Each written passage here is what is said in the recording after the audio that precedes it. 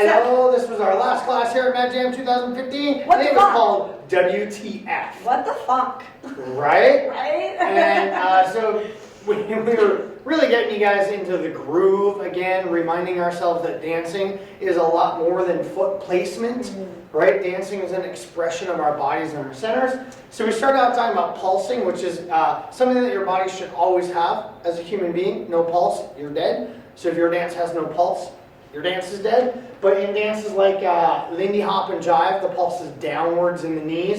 In a dance like merengue or Latin dances, there is a metronome action that happens within the hip. In West Coast Swing, there's two areas we focus on. The back of the knee, where the knee's going forward and backwards. Emphasis on the back part, not the forward part. And then also in the solar plexus or in your diaphragm region, the easy way is put your pinky in your belly button, thumb on your diaphragm, and you're making little mini sit-ups all the time, or you're thinking of going like good posture, bad posture, good posture. And we're exaggerating how much this is actually moving. Importantly, that you're not sticking your chest out with the shoulders pulling back, and we're not taking huge breaths in.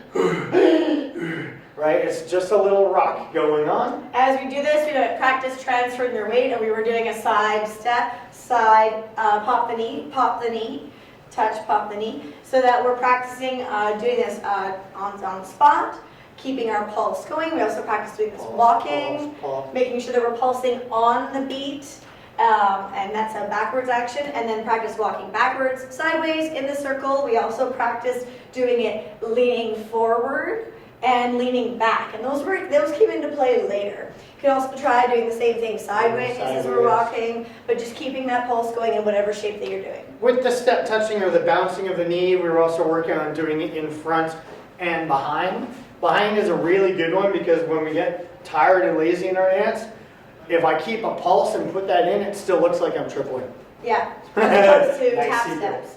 Right? And then so all we did is we just had you guys start off, find your pulse first, get into the shifting of your bodies with your partner, get used to that feeling, and then reminding you to keep it while you try to get into your swing. So when you're practicing that at home, go through each of those stages, and while you're doing your swing, if you notice that that pulse went away, and we go back to flat, stop, restart, shake it out, and do it all over again. So we can eventually have it there always in our dance. Like a metronome, it's just keeping time in the background. In order to practice, we gave you guys a bunch of 10 count basics to do. That was just adding 4 count extensions onto any 6 count pattern, but that was only for the purpose of exercise. We're not prescribing 10 count patterns. That was just to give you some consistent practice at grooving. A couple of patterns. Choices that we had were on the spot, 3 and 4, 5, and making sure we take her on the side path on 6. Because as soon as I anchor, she's going to want to come out of this. So I'm neutral footed on this 4, we're sideways, then we can, 6, then we're tapping out 7, 8, 9, 10.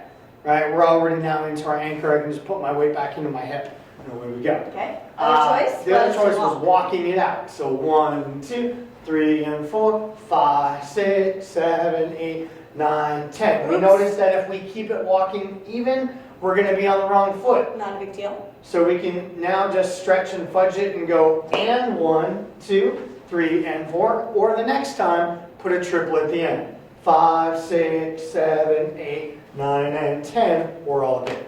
That also works too. And the last one we did was a neat little hustle walking kind of thing where he suggested an invitation and encouraged me to walk. From a cross underarm turn, biggest thing here, leaders, is I'm not turning to face her. And on 5 and 6, I'm causing both of us to do rock and go or coaster step, whichever way you want to think of it. So I'm walking her through, 1, 2, 3, and 4. Now I'm going back with her on 5, replacing on and dragging her forward on 6, opening up that window as we slowly are grooving. But I get to dictate and start this off. So he's So encouraging. she's going with my groove. And he's going to watch me to show that he's expecting me to follow, so I get the visual cue too.